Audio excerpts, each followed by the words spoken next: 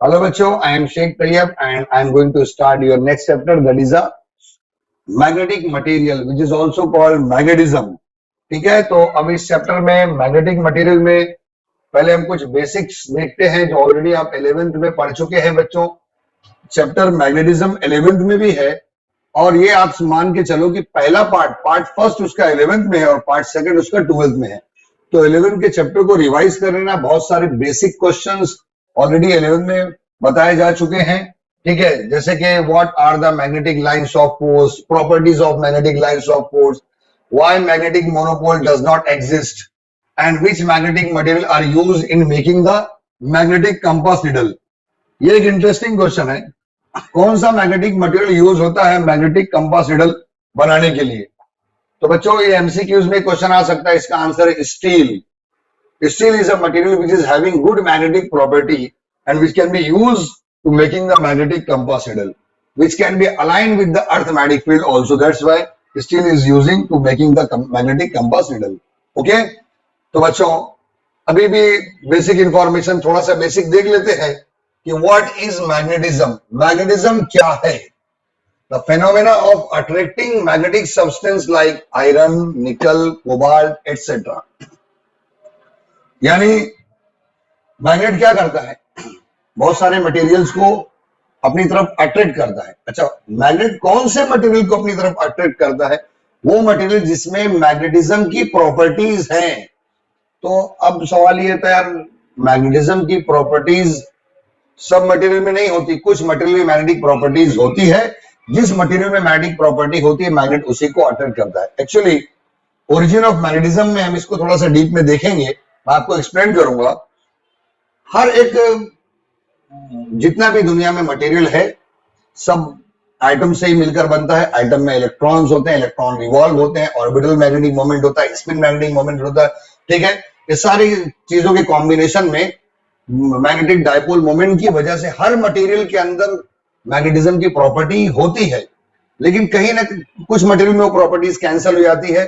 ठीक है, तो कुछ मटेरियल में बची हुई रहती है। तो जिस मटेरियल में मैग्नेटिज्म की प्रॉपर्टी होती है बच्चों, उसी मटेरियल को मैग्नेट क्या करता है, अपनी तरफ अट्रैक्ट करता है, खींचता है। तो यहाँ पर एग्जांपल दिया हुआ लाइक आयरन, निकल, कोबाल्ट। और बचपन में आपने मैग्नेट जो है लेके खेला कूदा होगा, आपने देखे मैग्नेट को अट्रैक्ट करता है। मैग्नेट कुछ मटेरियल को जाके खींचता है, चिपक जाता है। ठीक है, उसी को बच्चों कहते हैं मैग्नेटिज्म। और क्या है, a body possessing the property of magnetism is called magnet। यानी जो बॉडी मैग्नेटिज्म की प्रॉपर्टी रखती है उसी को क्या बोलते हैं, मैग्नेट कहते हैं। A magnetic pole is a point near the end of the magnet where the magnetism is concentrated. यानी मैं ये आपको इंफॉर्मेशन दूं बच्चों कि मैग्नेट की जो मैग्नेटिक प्रॉपर्टी होती है ना, वो इसके एंड पे, इसके कोने पे, यानी इसके पोल पे, ये नॉर्थ पोल, ये साउथ पोल पे ज्यादा कॉन्सेंट्रेट करती है। यानी मैग्नेट अपने पोल पे ज्यादा पावरफुल होता है, ज्यादा चीजों को अट्रैक्ट करता है मिडल के कंपैरिजन में। ओके, एंड जैसे कि अभी मैंने बोला, वो तमाम मटेरियल जिसमें पावर ऑफ अट्रैक्शन होता है। तो अर्थ भी हर चीज को अपनी तरफ खींचता है। तो बच्चों earth is a natural magnet, earth भी एक नेचुरल मैग्नेट है। ठीक है, and what is the property of bar magnet? ये सब बातें हम ऑलरेडी पढ़ चुके हैं, मैं खाली रिकॉल कर रहा हूं, देख लो। A freely suspended magnetic align itself along north and south direction। आप कभी भी बार मैग्नेट को एक स्ट्रिंग से बांध के लटका दोगे, सस्पेंड करोगे और उसको आप मूव करोगे तो घूमते हुए हमेशा वो कहा geographic north and south pole पर ही रुकेगा। ये प्रॉपर्टीज आप लोग को पता ही होंगी। Unlike pole attract each other and like poles repel each other. अगर मैग्नेट के दो सिमिलर पोल आमने सामने लेके आते हैं तो वो रिपेल करते हैं, और अपोजिट पोल्स लेके आते हैं तो वो अट्रैक्ट करते हैं। Magnetic poles always exist in pair, poles can not be separated. बच्चों कभी भी एक बार मैग्नेट जब आप देखोगे ना तो हमेशा उसके दोनों पोल रहेंगे, डाईपोल। कभी आपको ऐसा बार मैग्नेट नहीं मिलेगा जिसके पास खाली नॉर्थ पोल है, ऐसा बार मैग्नेट नहीं मिलेगा जिसके पास सिर्फ साउथ पोल है। आपको ऐसा ही बार मैग्नेट मिलेगा जिसके पास दोनों पोल्स हैं, north pole as well as south pole. It attract the magnetic substance. ये तो बेसिक प्रॉपर्टी है बच्चों। एंड ये क्वेश्चन ऑलरेडी आप 11 में पढ़ चुके हो, what are the properties of magnetic lines of force. ठीक है, मैग्नेटिक लाइंस ऑफ फोर्स की क्या प्रॉपर्टी है, और सरसरी तौर पे देख लेते हैं, ठीक है। Magnetic field lines form a close loop. आप देख सकते हैं बच्चों डायग्राम में जो मैग्नेटिक लाइंस ऑफ फोर्स है ना, कौन से फॉर्म में, दे फॉर्म क्लोज लूप। ये देखो, या मैग्नेटिक लाइंस ऑफ फोर्स को देखो, magnetic lines of force in the form of close loop, ठीक है। ये देखो, ये लूप के फॉर्म में, ऐसा देखो लूप दिख रहा है, magnetic lines of force circular loop के फॉर्म में दिख रहा है, इन the form of close loop. Okay, तो कोई इसमें मतलब सारी प्रॉपर्टी आप जानते हैं बच्चों। They are close and continuous, आप देख सकते हैं कंटिन्यू है, क्लोज है यानी लूप के फॉर्म में है। They are directed from the north pole and towards the south pole outside the magnet.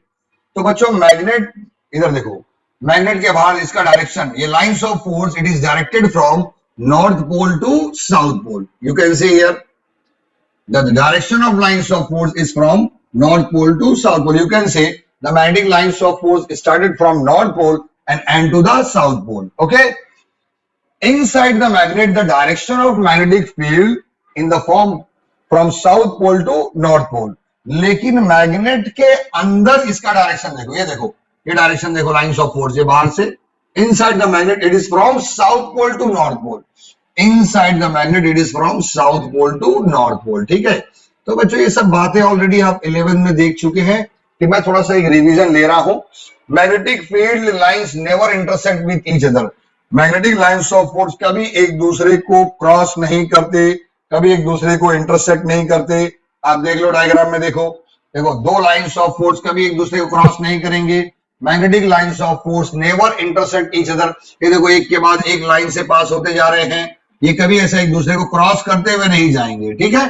तो magnetic lines of force never intersect with each other. आगे देखते हैं, the tangent at any point on the magnetic lines of force gives the direction of magnetic field. Very interesting point है बच्चों, आप जरा देखो, कभी भी आप मैग्नेटिक लाइंस ऑफ फोर्स पे टेंजेंट ड्रॉ करोगे, देखो मैं टेंजेंट ड्रॉ किया। टेंजेंट किसको बोलते हैं मालूम है ना, किसी भी सर्कल को या कर्व को टच करती हुई लाइन जो जाती है ना, उसको बोलते हैं टेंजेंट। आप कहीं भी लाइंस ऑफ फोर्स पे जब टेंजेंट ड्रॉ करेंगे ना बच्चों, this tangent gives the direction of magnetic field. ये मैग्नेटिक फील्ड का डायरेक्शन देखो, अभी अगर मैं यहाँ टेंजेंट ड्रॉ करता हूं तो इसका मतलब मैग्नेटिक फील्ड का डायरेक्शन यहाँ पे इस तरह है। अच्छा, यहाँ मैं यहाँ टेंजेंट ड्रॉ करता हूं, ये देखो टच करता हुआ लाइन, तो इसका मतलब मैग्नेटिक फील्ड का डायरेक्शन इस तरफ है। तो जब भी आप कभी लाइंस ऑफ फोर्स पे टेंजेंट ड्रॉ करेंगे, this tangent gives the direction of magnetic field. Okay, आगे बढ़ते हैं, नेक्स्ट पॉइंट देखते हैं। When the magnetic lines of force are closed together, field strength is more, and when the magnetic lines of force are widely separated, the field strength is less. ठीक है, मैं इस point को आपको explain करता हूं। देखो, जहां लाइंस ऑफ फोर्स, जहां मैग्नेटिक लाइंस ऑफ फोर्स ज्यादा होंगे, क्राउडेड होंगे, भीड़ भाड़ ज्यादा होगी, तो वहां समझ लेना मैग्नेटिक फील्ड स्ट्रेंथ बहुत ज्यादा है। जहां लाइंस ऑफ फोर्स नंबर में ज्यादा होंगे, more in number, and they are very close to each other, it means field strength is more. और जहां पर भी लाइंस ऑफ फोर्स क्वांटिटी में कम होंगे and they are widely separated, मैं खाली डायग्राम से समझाने की कोशिश कर रहा हूं, ठीक है। अगर लाइंस ऑफ फोर्स दूर दूर हैं, क्वांटिटी में भी कम है, इसका मतलब वहां पे फील्ड स्ट्रेंथ बहुत कम है, पावर बहुत कम है, यानी मैग्नेट वीक है। लाइंस ऑफ फोर्स ज्यादा है, they are very close to each other, मतलब मैग्नेट स्ट्रांग है, और लाइंस ऑफ फोर्स बहुत कम है, दे आर वाइडली सेपरेटेड, इसका मतलब फील्ड स्ट्रेंथ बहुत वीक है। ओके, तो these are the properties of magnetic lines of force. Okay, already ये सारी बात बच्चे आप 11th में सारी बातें पढ़ चुके हो, बस एक शॉर्ट रिवीजन में ले रहा था। ये देखो, इंट्रोडक्शन पार्ट में भी आपको बताया, you have already studied the magnetic dipole and dipole moment. बच्चों, आपने 11th में डायपोल क्या होता है, पोल क्या है, पोल स्ट्रेंथ क्या है, ये सब ऑलरेडी 11th में पढ़ चुके हैं। लेकिन 12th में ये सारे वर्ड्स, ये सारे कॉन्सेप्ट कहीं ना कहीं यूज होंगे। आपको मालूम है, दोनों पोल को डायपोल बोलते हैं, डायपोल के बीच का डिस्टेंस कितना होता है, 12, ठीक है। डायपोल क्या है, डायपोल मोमेंट क्या है, यानी दोनों पोल का मूव करना, घूमना, ठीक है। And also you have studied about the magnetic field due to short bar magnet. एक शॉर्ट बार मैग्नेट की वजह से कितना मैग्नेटिक फील्ड प्रोड्यूस होता है उसके एक्सेस पे, उसके इक्वेटर पे, इसका डेरिवेशन ऑलरेडी 11th में हम परफॉर्म कर चुके हैं। And when a small bar magnet is suspended freely it remains along the geographical north and south direction. जब भी आप बार मैग्नेट को सस्पेंड करेंगे ये हमेशा geographical north and south direction में ही रुकता है। ये सब इंट्रोडक्शन पार्ट और बेसिक पार्ट था और अब हम इसका इंपॉर्टेंट क्वेश्चन स्टार्ट करने जा रहे हैं। ओके बच्चों, अगला टॉपिक देखते हैं। आप समझ लो अब यहां से आपका चैप्टर स्टार्ट हुआ है। First question of this chapter. इससे पहले तो जो आप देख रहे थे वो सब इंट्रोडक्शन था, बेसिक था। पहला इंपॉर्टेंट क्वेश्चन, टॉपिक का नाम है torque acting on a magnetic dipole in a uniform magnetic field. Torque पहले टॉपिक समझ लो, क्वेश्चन पहले क्या है वो समझ लो। Torque acting on a magnetic dipole in a uniform magnetic field, मतलब मैं आपको क्वेश्चन समझाने की कोशिश कर रहा हूं। ये टॉपिक जो है ना उसको समझाने की कोशिश कर रहा हूं। जैसे ये है मैग्नेटिक फील्ड, ये है बार मैग्नेट। तो बार मैग्नेट को जब हमने मैग्नेटिक फील्ड में रखा ना बच्चों, तो इसके ऊपर क्या लग रहा है? टॉर्क लग रहा है। टॉर्क, टॉर्क क्यों बोल रहे हैं? क्योंकि इसकी वजह से मैग्नेट रोटेशनल मोशन परफॉर्म कर रहा है। ठीक है, it is a kind of force, मतलब इसके दोनों पोल पे एक तरह का फोर्स लग रहा है। उसको फोर्स नहीं टॉर्क बोलेंगे क्योंकि ये मैग्नेट क्या कर रहा है? रोटेशनल मोशन परफॉर्म कर रहा है। तो इस मैग्नेटिक फील्ड के और मैग्नेटिक पोल की वजह से, पोल स्प्रिंग की वजह से यहां पर एक टॉर्क प्रोड्यूस हो रहा है और ये टॉर्क क्या करेगा? इस मैग्नेट को रोटेशनल मोशन देगा। तो यही टॉपिक का नाम है torque acting on a magnetic dipole. इसके दोनों पोल पे टॉर्क लग रहा है इन अ यूनिफॉर्म मैग्नेटिक फील्ड। जब इस मैग्नेट को आपने कहां रखा? ये यूनिफॉर्म मैग्नेटिक फील्ड में आपने रखा तब। तो इसके दोनों पोल पे क्या लग रहा है? टॉर्क। इस टॉर्क के लगने की वजह से क्या होगा? ये मैग्नेट रोटेशनल मोशन परफॉर्म करना, गोल गोल घूमना शुरू करेगा। ठीक है, तो बच्चों आओ हम पहले इसके पॉइंट्स को, जो थोड़ा थ्योरेटिकल पॉइंट आपको लिखना रहेगा एग्जाम में, तो समझ लेते हैं। ठीक है, उसके बाद जो है इसका डेरिवेशन और इसको प्रॉपरली मैं आपको एक्सप्लेन करके दिखाता हूं। ये देखो, when a bar magnet of magnetic moment m, एक बार मैग्नेट जिसका मैग्नेटिक डाइपोल मोमेंट कितना है बच्चों? ये देखो, इस बार मैग्नेट का डाइपोल मोमेंट है m, is placed in an external uniform magnetic field. क्या रखा आपने? इसको मैग्नेटिक फील्ड में रखा है। तो क्या हुआ? A torque acting on the dipole is given by, यानी इसके ऊपर जो टॉर्क लग रहा है वो कितना दिया हुआ? Torque is equal to m cross b, and torque is equal to, according to characteristic of vector product, m cross b is equal to md sin theta। तो टॉर्क कितना लग रहा है? md sin theta। ये derivation बच्चों, ये खुद एक छोटा सा डेरिवेशन है, torque acting on the magnetic dipole. आपने chapter magnetic effect of electric current में कॉइल वाले एक्सपेरिमेंट में डेरिवेशन ड्राइव किया हुआ है और यहां पर हम डायरेक्ट इस फॉर्मूले को यूज कर रहे हैं कि एक बार मैग्नेट के पोल पे कितना टॉर्क लग रहा है, that is md sin theta. आप chapter magnetic effect of electric current उठाओ, कॉइल वाला जाके डेरिवेशन चेक करो, आपको ये डेरिवेशन ऑलरेडी ड्राइव किया हुआ मिलेगा। Torque is equal to m cross b, torque is equal to md sin theta. ठीक है, where theta be the angle between direction of m and b। Theta ये dipole moment और magnetic field. देखो बच्चों, ये है, ये डाइपोल मोमेंट का डायरेक्शन है। ठीक है, और ये डायरेक्शन मैग्नेटिक फील्ड का है। तो इन दोनों के बीच का एंगल है, डाइपोल मोमेंट और मैग्नेटिक फील्ड के बीच का एंगल क्या है? थीटा। तो एम बी साइन थीटा में theta be the angle between the direction of M and B. Due to this torque the bar magnet will undergo rotational motion. और इस टॉर्क की वजह से ये बार मैग्नेट क्या करेगा? Rotational motion. अरे भाई देखो, इसके इस पोल पे देखो, ध्यान दो आप लोग, यहां पर इस पोल पे टॉर्क लग रहा है इस तरफ और इस पोल पे टॉर्क लग रहा है इस तरफ। ये मान लो पहले ये मैग्नेट सीधा था, है ना, ऐसा मैग्नेट था, इस डायरेक्शन में था, ये मैग्नेट इस तरह से रखा हुआ था। ठीक है, देन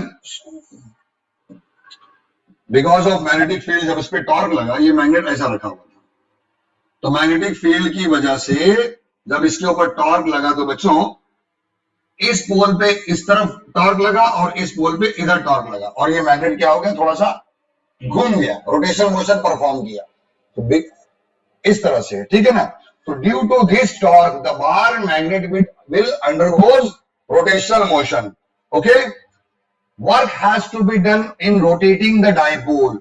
अब बच्चों जब ये डाइपोल यानी ये दोनों बाहर मैग्नेट के दोनों पोल जो रोटेट हुए हैं, ये पहले ऐसा थे ना, ऐसा रोटेट हुए हैं, इसका मतलब वर्क डन हुआ है, वर्क डन हो गया, ठीक है। The work has to be done in rotating the dipole, यानी मैग्नेट अगर घूम गया इसका मतलब वर्क डन हो गया। This work done is stored in the form of potential energy, is called magnetic potential energy. और ये जो वर्क डन हुआ है इस वर्क डन को पोटेंशियल एनर्जी के फॉर्म में स्टोर किया जा रहा है, उसी को क्या बोलते हैं, मैग्नेटिक पोटेंशियल एनर्जी। अच्छा अब क्यों इसको बोल रहे हैं पोटेंशियल एनर्जी के फॉर्म में?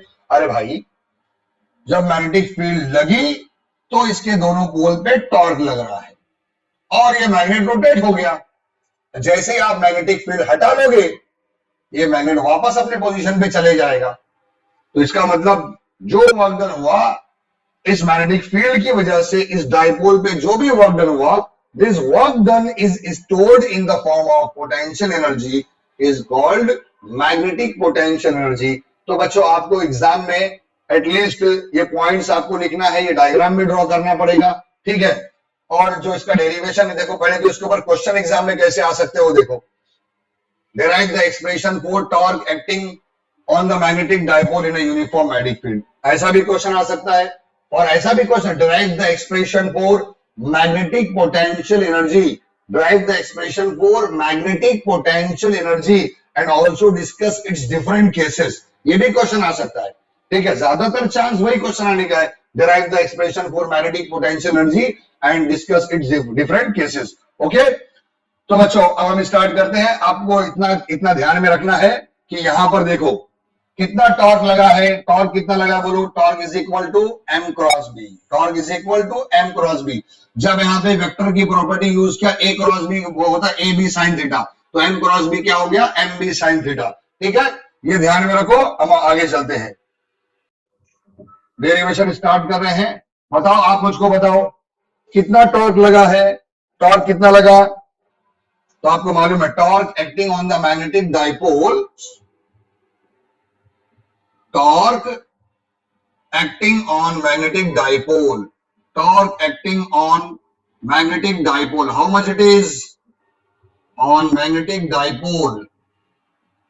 तो बच्चों torque is equal to M cross B, ये वेक्टर फॉर्म में है, ठीक है बच्चों, M cross B vector form में।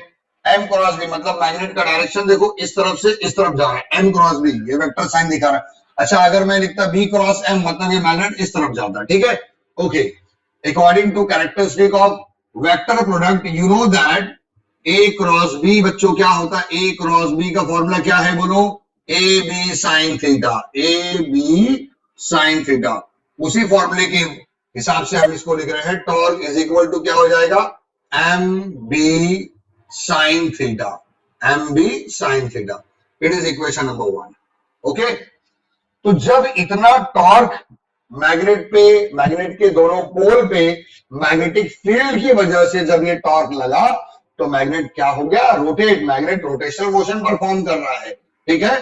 Work has been done, work done हो गया, this work done is stored in the form of potential energy, ठीक है। लेकिन हम डायरेक्ट भी पोटेंशियल एनर्जी का फॉर्मूला डायरेक्ट यूएम करके दिखा सकते हैं, लेकिन मैं आपको पार्टली सॉल्व करके दिखाता हूं। हम एक काम करते हैं, पहले ये मान लो, आप ये मान लो कि ये मैग्नेट पहले इस पोजीशन पे था, ठीक है। तो मैग्नेटिक फील्ड की वजह से जब इसके ऊपर मैग्नेटिक फील्ड लगा, इसके दोनों पोल पे टॉर्क लगा, तो मैग्नेट थोड़ा सा रोटेशनल मोशन परफॉर्म किया, मतलब मैग्नेट का डिस्प्लेसमेंट, एंगुलर डिस्प्लेसमेंट हो गया, है ना। तो बच्चों पहले हम लोग क्या निकालते हैं, स्मॉल वर्क डन निकालते हैं, यानी जो स्मॉल, थोड़ा सा मैग्नेट मूव किया तो small work done small displacement के लिए होता है, total work done total displacement के लिए होता है। तो first we are going to find the value of small work done. आपको मालूम है स्मॉल वर्क डन का कॉन्सेप्ट बहुत इंपॉर्टेंट है, तो इसमें कभी भी total work done, total force मालूम करने के लिए फर्स्ट हम लोग क्या फाइंड आउट करते हैं, small work done. Therefore the small work done is given by, small work done is given by, which is denoted by dW, small work done, which is equal to torque into d theta। भाई torque तो उतना ही लगेगा ना, मगर displacement d theta, थोड़ा सा displacement के लिए कितना वर्क डन लगा है, that is called small work done. एक बार आपने स्मॉल वर्क डन निकाल लिया, so that we can find the value of total work done. हम टोटल वर्क डन भी हम निकाल सकते हैं बच्चों, ठीक है। Then we are going to find the value of total work done. Okay, therefore the total work done is given by, total work done is given by, बच्चों हम लोग स्मॉल वर्क डन की वैल्यू को integrate करेंगे तो हमको क्या मिल जाएगा, total work done is given by integrating the value of small work done, and the range of integration will be, you will take from theta 1 to theta 2, range of integration from theta 1 to theta 2। यानी हम ये मान के चल रहे हैं भाई, पहले मैग्नेट हमारा ऐसे था, पहले मैग्नेट ये पोजीशन पे था, ठीक है, और ये है मैग्नेटिक फील्ड। ये क्या है बच्चों, मैग्नेटिक फील्ड। तो पहले मैग्नेट का पोजीशन इस तरह था, तो मैं ये बोलूंगा कि मैग्नेटिक फील्ड पे जो डाइपोल मोमेंट m है, ठीक है, मैग्नेटिक फील्ड और डाइपोल मोमेंट m दोनों का डायरेक्शन पहले एंगल 90 पकड़ लो, ठीक है। और उसके बाद जो टॉर्क लग रहा है, उस टॉर्क की वजह से मैग्नेट रोटेशनल मोशन परफॉर्म किया, इसका एंगुलर डिस्प्लेसमेंट हो गया, ठीक है। तो जो पहला एंगल है उसको मैं थीटा 1 ले लेता हूं। जब ये मैग्नेट डिस्प्लेस हो गया तो उस एंगल को, यानी मैग्नेट जब इस तरह से हो गया, एंगुलर डिस्प्लेसमेंट परफॉर्म कर लिया, तो इस एंगल को मैं थीटा 2 बोल देता हूं, ठीक है। अभी ये है आपका डाइपोल मोमेंट और ये है आपका मैग्नेटिक फील्ड, और दोनों के बीच का एंगल अभी थीटा 2 हो गया। तो पहले ये एंगल थीटा 1 और फिर बाद में एंगल थीटा 2। तो मैं ये बोल रहा हूं कि the total work done is given by in displacing the dipole from angle theta 1 to theta 2.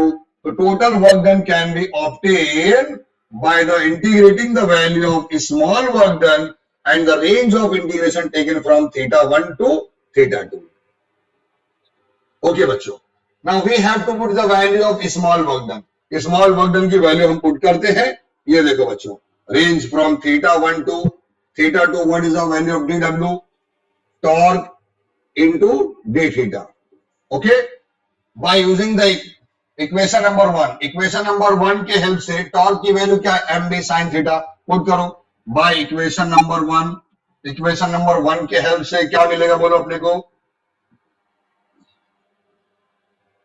okay, range of into theta 1 to theta 2, what is the value of torque? Torque की value बोलो बच्चों, mb sin theta, mb sin theta, okay, in which m and v are constant, it goes outside। Magnetic dipole moment, ठीक है, जो एक magnet का dipole moment है वो हम चेंज नहीं कर सकते, वो हमारे रेंज में नहीं है। मैग्नेट स्ट्रांग है तो उसका डाइपोल मोमेंट अच्छा होगा, मैग्नेट वीक है तो उसका डाइपोल मोमेंट कम होगा। और मैग्नेटिक फील्ड एक बार जो हमने अप्लाई कर दिया, वो मैग्नेटिक फील्ड भी हम कम ज्यादा नहीं कर सकते हैं, तो ये दोनों वैल्यू कांस्टेंट हो गई। m and v are constant, goes outside integration of sin theta। तो range from theta 1 to theta 2, integration of sin theta। what is the integration of sin theta बच्चों? sin theta का integration क्या है, minus cos theta। Integration of sin theta is minus cos theta, ठीक है। चलो देखते हैं हम लोग, ये देखो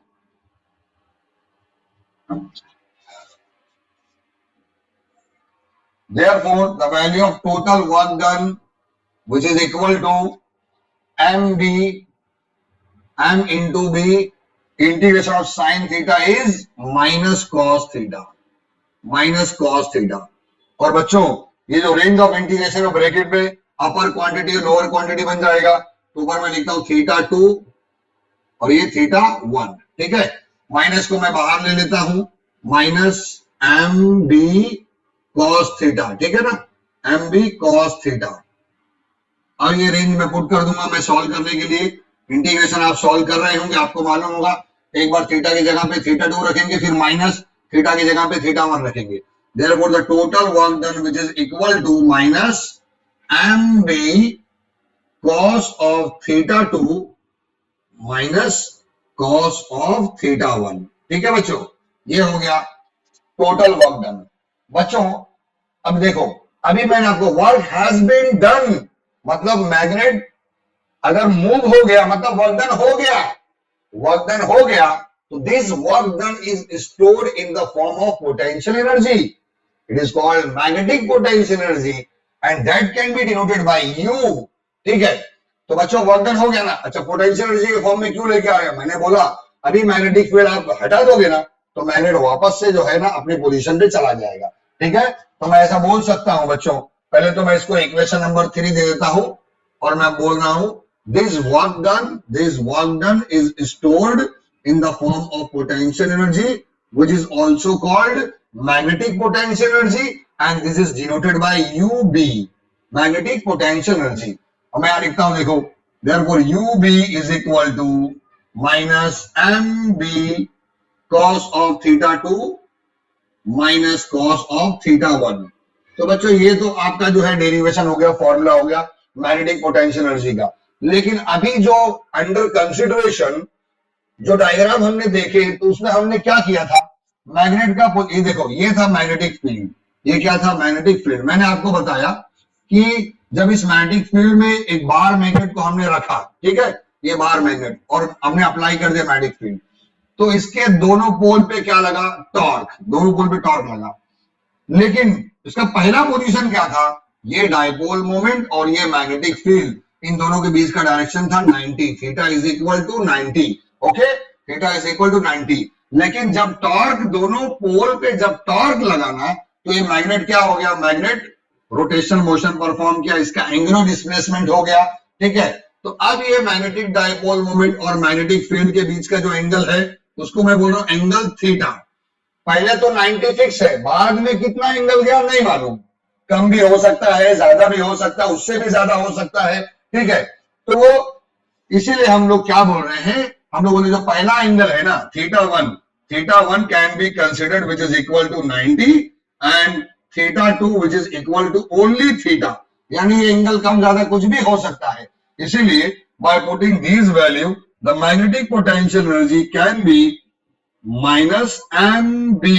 ठीक है, तो कॉस थीटा, थीटा 2 की वैल्यू क्या आ जाएगी, theta cos theta minus cos 90, cos 90 का वैल्यू क्या होता है बच्चों, 0।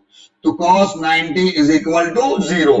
तो आपको मिला मैग्नेटिक पोटेंशियल एनर्जी का फॉर्मूला क्या मिल गया, the magnetic potential energy is equal to minus M B cos theta. This is the derivation for magnetic potential energy. तो बच्चों आपको ये डेरिवेशन एग्जाम में 3 मार्क्स के लिए आ सकता है। derive the expression for magnetic potential energy due to magnetic dipole और torque acting on a magnetic dipole, ये भी डेरिवेशन आ सकता है बच्चों। ठीक है, तो बच्चों अब इसके बाद ये भी आपको साथ में क्वेश्चन ये भी पूछ सकता है, what are the different cases. ठीक है ना, इन दिस। तो अभी देखते हैं इसका डिफरेंट केसेस भी देखते हैं। ये डेरिवेशन यहां से यहां तक मैंने कंप्लीट कर दिया हूं, आप इसको स्क्रीनशॉट ले लो, आगे बढ़ते हैं।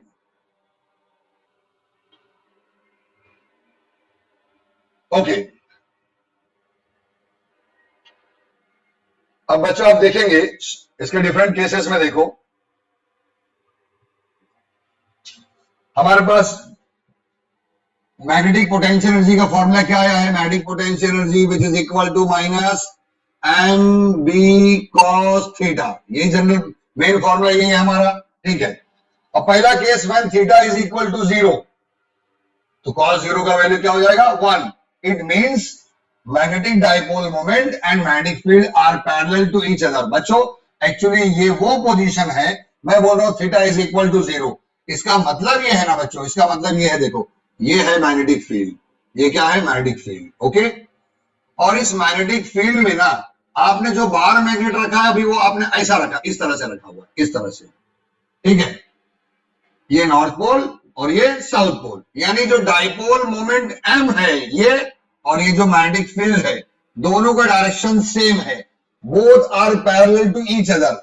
इन this case theta is equal to 0, therefore the value of cos 0 is equal to 1। तो cos 0 इज इक्वल टू 1 है, तो फॉर्मूला क्या मिला, only that is minus MB. Minus MB मतलब नेगेटिव वैल्यू आ रही है, it means minimum potential energy and it is the most stable state, यानी magnet इसमें सबसे अपने आप को स्टेबल है, फ्री है, कहीं भागने की घाई इसको नहीं है, कहीं रोटेट नहीं होगा ये। ओके, तो बच्चों जब मैग्नेटिक डायपोल मोमेंट और मैग्नेटिक फील्ड दोनों का डायरेक्शन सेम है तो थीटा, इट मींस दोनों के बीच का एंगल क्या हो गया, theta is equal to 0 and cos 0 is equal to 1। ठीक है, it is a minimum value of potential energy, it is minus M B, minus M B. अच्छा, अब हम बोल रहे हैं case 2 when theta is equal to 180।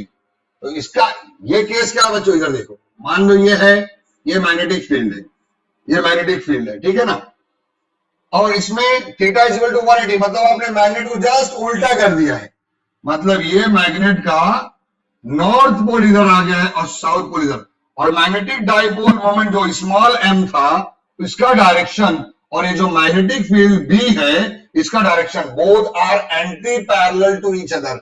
When both are anti parallel it means theta is equal to how much, 180। तो बच्चों when theta is equal to 180 it means the value of cos 180 which is equal to -1, it shows that magnetic moment and magnetic fields are anti-parallel to each other। and बच्चों value put करने के बाद देखो cos 180 का value -1, तो यहाँ -1 आया तो माइनस माइनस क्या हो गया, प्लस हो गया, और मैग्नेटिक पोटेंशियल एनर्जी का वैल्यू क्या आ गया, mb, क्या वैल्यू आ गया, mb, है ना, mb यानी पॉजिटिव वैल्यू आया, it means it is a maximum potential energy and thus it is a most unstable state। यानी इस वक्त सबसे ज्यादा पोटेंशियल एनर्जी है, आपने सबसे ज्यादा डाइपोल को पूरा उल्टा रोटेट कर दिया है, जैसे ही मैग्नेटिक फील्ड हटेगी ना तो डाइपोल पूरा वापस से घूम जाएगा। इस वक्त इसके पास इसके ऊपर सबसे ज्यादा वर्क डन हुआ है, इस वक्त डाइपोल सबसे ज्यादा मूव हुआ है और इसके पास मैग्नेटिक पोटेंशियल एनर्जी भी इस वक्त सबसे ज्यादा है। और बच्चों अब अपना तीसरा केस देखते हैं, ठीक है, ये देखो थर्ड केस में, केस 3 में when dipole moment and magnetic field both are perpendicular to each other, ये देखो when theta is equal to 90, आपको मालूम है cos 90 के वैल्यू 0, इस केस में आप देख सकते हैं बच्चों, मान लो ये मैग्नेटिक फील्ड है, ठीक है ना, ये मैग्नेटिक फील्ड है और इसमें जो मैग्नेट आपने अभी जो मैग्नेट का पोजीशन है वो इस तरह से, ये इनिशियल पोजीशन जो हमने कंसीडर किया था, तो ये डाइपोल मोमेंट का डायरेक्शन और ये मैग्नेटिक फील्ड दोनों के बीच का एंगल कितना हो गया बच्चों, 90, एंगल कितना है 90। अगर ये सिचुएशन है कि when theta is equal to 90, cos 90 का वैल्यू क्या आता, 0, देखो cos 90 पुट करेंगे value 0, 0 multiply any value which is equal to 0, तो इस केस में मैग्नेटिक पोटेंशियल एनर्जी का वैल्यू क्या हो जाएगा, 0। तो बच्चों जीरो पोटेंशियल एनर्जी कितना हो जाएगा, 0 पोटेंशियल एनर्जी, ठीक है, ये हो गया 0 पोटेंशियल एनर्जी। तो बच्चों these are the different cases of magnetic potential energy.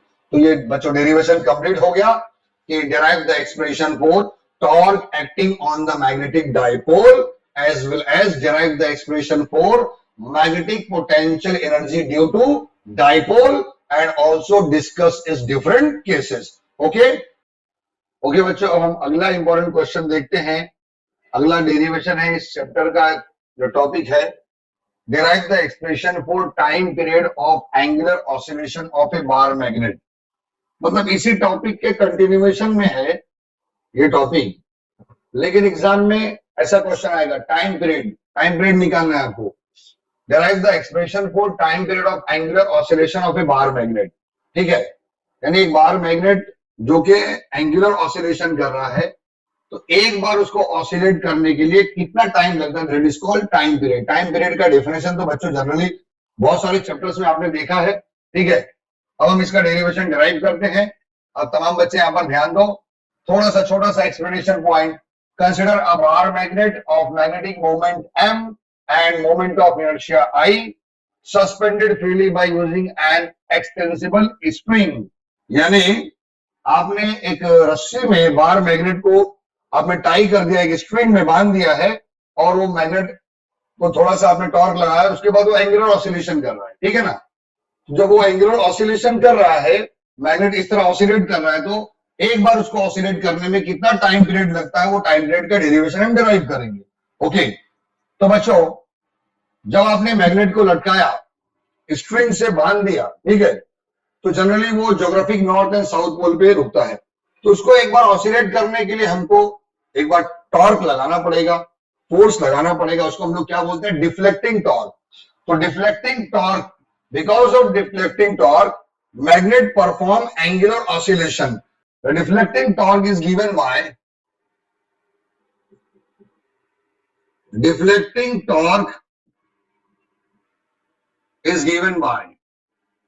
यानी अगर मैग्नेट को आपको एंगुलर ऑसिलेशन परफॉर्म कराना है तो एक बार टॉर्क तो अप्लाई करना पड़ेगा। उस टॉर्क को हम लोग क्या बोलेंगे, deflecting torque is given by तो बच्चों हम लोगों ने chapter circular motion rotational dynamics में टॉर्क के लिए फॉर्मूला हमने देखा, क्या टॉर्क का general torque is equal to I into alpha, where I is the moment of inertia and alpha is the angular oscillation.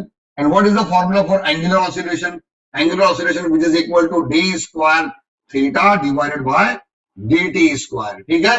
We have to put the value of alpha in this equation so that the deflecting torque which is equal to I into d square theta divided by dt square. ठीक है? तो हमने जब उस magnet को बाहर magnet को torque apply किया तो वो ऑसिलेट करना शुरू कर दिया और डिफ्लेक्टिंग टॉर्क को डिनोटेड बाय टॉर्क डी, क्या फॉर्मूला आया, I into d square theta upon d t square. This is your equation number 1. तो बच्चों अब एक बात बताओ, जब एक मैग्नेट को आपने स्ट्रिंग से सस्पेंड किया, डिफ्लेक्टिंग टॉर्क दिया, तो भैया वो अगर एंगुलर ऑसिलेशन परफॉर्म किया तो रिटर्न भी आएगा ना, तो रिटर्न भी आएगा. तो रिटर्न आया तो वो कौन सा टॉर्क है, यानी डिफ्लेक्टिंग टॉर्क ही आपको क्या प्रोड्यूस करके देता है, रीस्टोरिंग टॉर्क. तो because of deflecting torque the restoring torque is produced in the bar magnet, so that you can right the value of restoring torque is given bye restoring torque. आप restoring force समझते हैं ना बच्चों. अब एक भाई magnet अगर oscillate किया, एंगुलर ऑसिलेशन परफॉर्म किया, तो वापस भी तो आएगा ना. तो वापस कौन से फोर्स की वजह से आ रहा है, कौन से टॉर्क की वजह से आ रहा है. तो जो डिफ्लेक्टिंग टॉर्क आपने दिया वो इस मैग्नेट में रीस्टोर हो गया और उसी टॉर्क की वजह से ये वापस से अपने ओरिजिनल पोजीशन पे आएगा. तो इस टॉर्क को हम लोग क्या बोलते हैं, restoring torque. The restoring torque is given by the formula restoring torque. उसको denoted by tau r is equal to minus M B sine theta. अभी हमने जो torque acting on the magnetic dipole देखा था ना, वहीं से फॉर्मूला. तो ये अपोजिट डायरेक्शन में आ रहा है, तो इसके लिए हमने इसको क्या लिखा, minus M B sine theta. ठीक है, तो बच्चों it is equation number 2. Okay, तो बच्चों अभी आपको ये बात मालूम है बच्चों, जितना डिफ्लेक्टिंग टॉर्क हम देंगे उतना ही रीस्टोरिंग टॉर्क मिलेगा. ऐसा नहीं है कि आप घुमाएंगे ज्यादा वापस आएगा कम. जितना ये ऑसिलेट करे, जितना ये ज्यादा डिस्प्लेसमेंट परफॉर्म करेगा उतना ही ये रिटर्न आएगा. मतलब deflecting torque which is always equal to restoring torque. तो इन इक्विलिब्रियम आप बोल सकते हैं, at equilibrium the value of deflecting torque which is equal to restoring torque. Okay, so that by comparing equation number 1 and 2, जब deflecting torque restoring torque के बराबर है तो हम दोनों की वैल्यू पुट कर सकते हैं. तो वैल्यू पुट करते हैं बच्चों. बोलो डिफ्लेक्टिंग टॉर्क की वैल्यू क्या है, डिफ्लेक्टिंग टॉर्क की value I into d square theta divided by d t square, और रीस्टोरिंग टॉर्क की वैल्यू क्या है, it is minus M B sine theta. Okay, अब बच्चों if the value of theta is very small, if the value of theta is very small, यानी अगर आपने displacement कम दिया, एंगुलर डिस्प्लेसमेंट कम हुआ, तो if theta is very small, therefore the value of sin theta which is approximately equal to theta, so sin theta which is approximately equal to theta, so you have to put the value instead of sin theta हम theta put करेंगे और आपका formula बन जाएगा I into d square theta divided by dt square and which is equal to minus mb theta, minus mb theta. okay, और बच्चों एक काम करते हैं, आई की वैल्यू नीचे लेके चलेगा मोमेंट ऑफ इनर्शिया को, तो d square theta divided by d t square which is equal to minus M B theta divided by I. Okay, तो बच्चों इसको थोड़ा सा सजा के लिख लेते हैं, d square theta divided by d t square which is equal to minus M B upon I into theta. इसको मैं इक्वेशन नंबर 3 देता हूं, इक्वेशन नंबर 3. ओके, आप जानते हैं the differential equation of linear SHM. Chapter oscillation में हमें differential equation पढ़ा है. डिफरेंशियल इक्वेशन किसका, of linear SHM. Linear SHM already ये फॉर्मूला आपने डिराइव किया है. क्या फॉर्मूला है, d square x upon dt square which is equal to minus omega square into x, इसको मैं बोल देता हूं equation number 4। Now we are going to compare equation number 3 and equation number 4, दोनों इक्वेशन को आप कंपेयर करेंगे। Now you can see that बच्चों ये एंगुलर है, ये मैग्नेट एंगुलर ऑसिलेशन परफॉर्म कर रहा है और ये formula linear simple harmonic motion के लिए है। तो दोनों फॉर्मूले में सिमिलरिटीज है, हम इसको कंपेयर कर सकते हैं। इधर देखो, d square theta upon d t square, ये d square x upon d t square. Angular displacement है तो थीटा लिखा हुआ है, लीनियर एसएचएम है तो एक्स लिखा हुआ है। यहाँ पे देखो थीटा और एक्स सेम क्वांटिटी, ये भी डिस्प्लेसमेंट है, ये भी डिस्प्लेसमेंट है। माइनस से माइनस कंपेयर हो गया, थीटा से एक्स कंपेयर हो गया, D square theta upon D square x upon D square से कंपेयर हो गया, माइनस माइनस से कंपेयर हो गया। इसका मतलब on comparing equation number 3 and 4 what we will get, we get on comparing you can write, आपको क्या मिला, आपको मिला omega square is equal to M B upon I, M B upon I.